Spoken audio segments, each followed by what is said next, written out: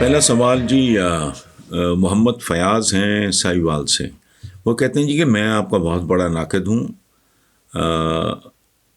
روزانہ کی بنیاد پہ آپ کا تجزیہ سنتا ہوں. چند دن پہلے آپ کی ایک ویڈیو دیکھ رہا تھا جس میں آپ بتا رہے تھے کہ قومیں عظیم کیسے بنتی ہیں, جس کی تفسیر میں آپ نے 9 نکات بیان کیے. ہاں, اس میں پہلا فیاض صاحب تھا پنکچویلٹی, جس کی ہمارے نزدیک زیرو اہمیت ہے.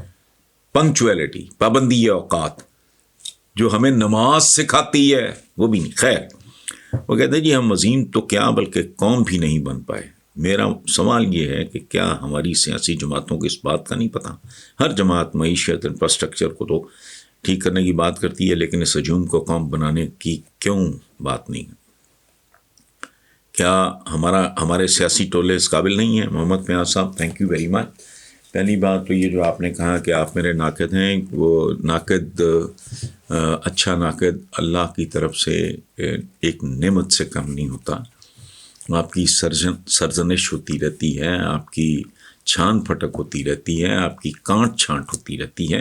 So thank you very much. آپ نے جو کہا تو میں نے نہیں بیان کیے, یہ دنیا میں ریسرچ ہوئی چند سال پہلے, پتہ نہیں کس ادارے میں, تو نام بھی بھول گیا ہوں. اس کا مرکزی خیال یہ تھا کہ قوموں کے عروج و زوال کے پیچھے وجوہات کیا ہوتی ہیں. وہ ایک لمبا تھیسس ہے, تو وہ بہت طویل بحثیں بہت ساری کرنے کے بعد انہوں نے کنکلوڈ کیا تھا کہ یہ 9 نکات ہیں, باقی سب بکواس ہے.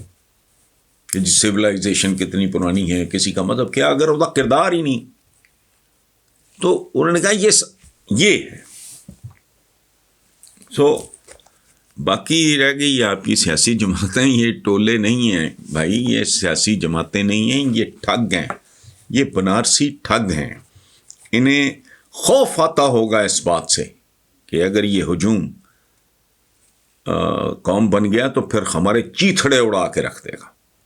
سوال ہی نہیں پیدا ہوتا. اور ایک بات میں آپ سے اختلاف کر رہا ہوں, آپ نے ان لوگوں کے لیے, ہم لوگوں کے لیے, پاکستانیوں کے لیے ہجوم کا لفظ استعمال کیا, تو محمد فیاض صاحب میں عرض کروں, یہ تو ہجوم بھی نہیں ہے. یہ تو ہجوم بھی ایسا ہے جس کے اندر کسی نے زہریلے سانپ چھوڑ دیے ہیں, اور آدھا ہجوم باقی آدھے ہجوم کو کچل کے آگے جانے کے لیے وحشیوں کی طرح جدوجہد کر رہا ہے. یہ اسے موب بھی نہیں کہتے آپ. It's not even a mob. What to talk of a nation? اصل میں تمیز اور تہذیب وغیرہ کے ایک مہذب آدمی کو جنم دینے کے لیے وہاں تو ابن آدم یا بنت آدم پیدا کر دیتی ہے. تو میں کتنی دیر سے ایک بات عرض کر رہا ہوں کہ آدمی سے انسان بننا یہ اصل امتحان ہے. ہم بطور آدمی یا عورت کے پیدا ہوتے ہیں, ہمیں انسان بننے کے لیے ایک پروسیس سے گزرنا پڑتا ہے. ٹھیک, جیسے کروڈ لکڑی ہے, اس کو ایک پروسیس سے گزارنے کے بعد اس کو میچورٹی ملتی ہے, اس کی سیزننگ ہوتی ہے, پھر ترخان یا فیکٹری یا مشین اس پہ کام کر کے پھر ایک خوبصورت فرنیچر بنتا ہے. بالکل اسی طرح ایک چٹان ہے نیکڈ, اس کو کسی خوبصورت عالی شان مجسمے میں ڈھالنا تو ظاہر ہے اگر پتھر گوشت پوست کی کوئی چیز ہوتی یا اس میں کوئی جان ہوتی, فیلنگ ہوتی, تو اس کی چیخیں نکل جاتی.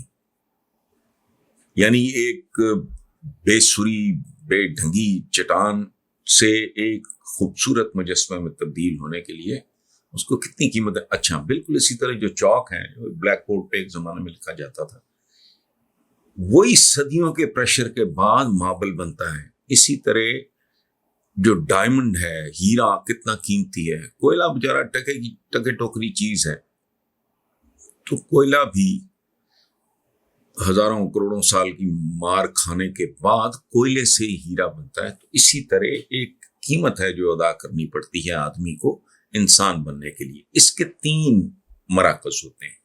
ایک ہوتا ہے گھر, جہاں ایک بچہ جنم لیتا ہے، ایک ہوتا ہے وہ اسکول جہاں اس کی تعلیم اور جزوی تربیت ہوتی ہے، اور ایک ہوتا ہے معاشرہ، ماحول، یعنی گھر، اسکول اور معاشرہ، یہ تین چیزیں مل کے خوبصورت ایک ذمہ دار، ایک متوازن انسان کو جنم دیتی ہیں۔ تو ہمارے ہاں افسوس سے، دکھ سے میں یہ بات کر رہا ہوں، تینوں کی صورتحال بہت ہی مایوس کن ہے۔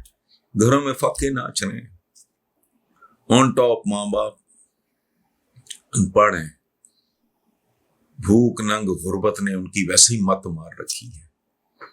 ایک بچہ جب ہوش سنبھالتا ہے تو وہ ماں کو پٹتے دیکھتا ہے، باپ کو گالیاں بکتے دیکھتا ہے، گھر میں فاقے دیکھتا ہے، مجبوریاں دیکھتا ہے، محرومیاں دیکھتا ہے، اس نے خاک کنٹریبیوٹ کرنا ہے۔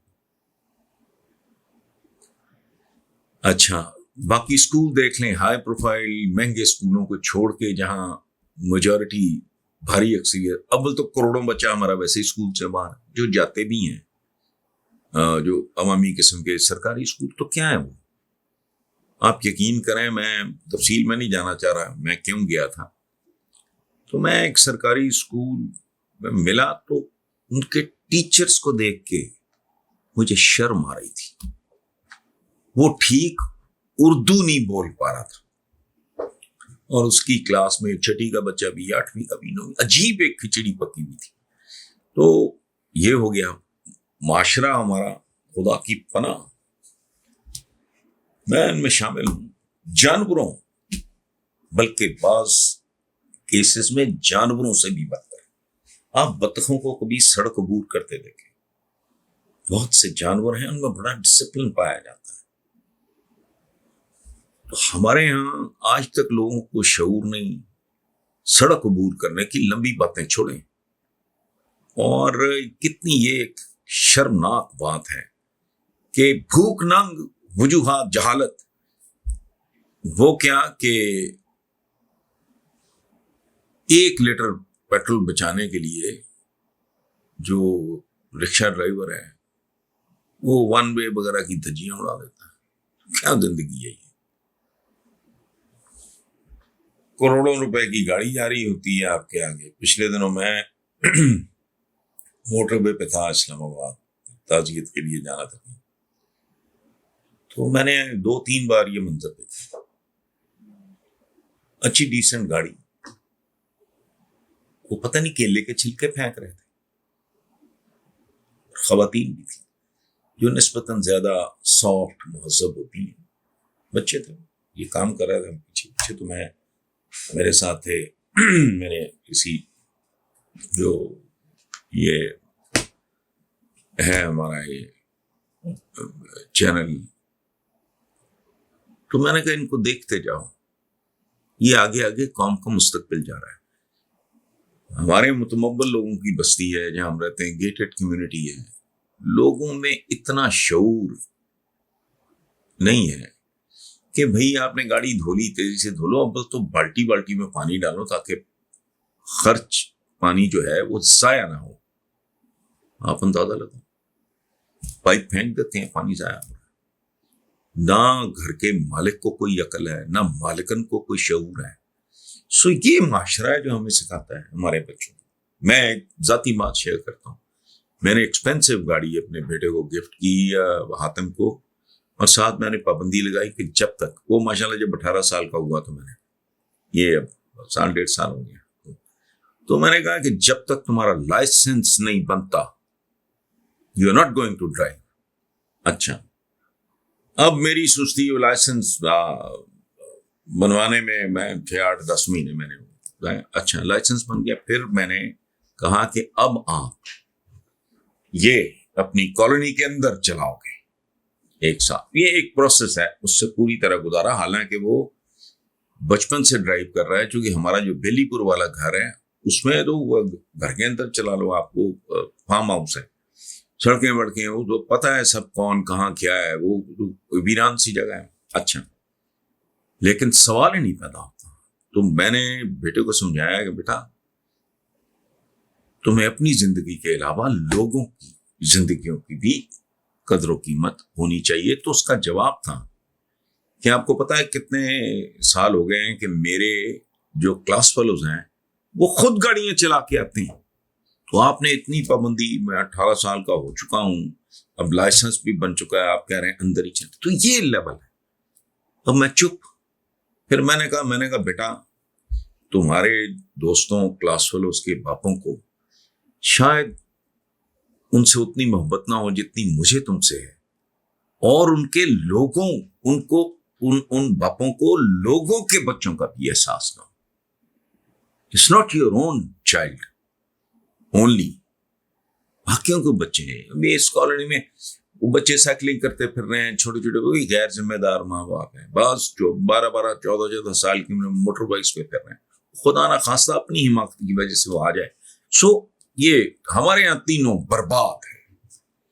گھر پہ تمیز تہذیب نام کی کوئی چیز نہیں. اچھے خاصے لوگ میں مائنیوٹلی آبزرو کرتا ہوں،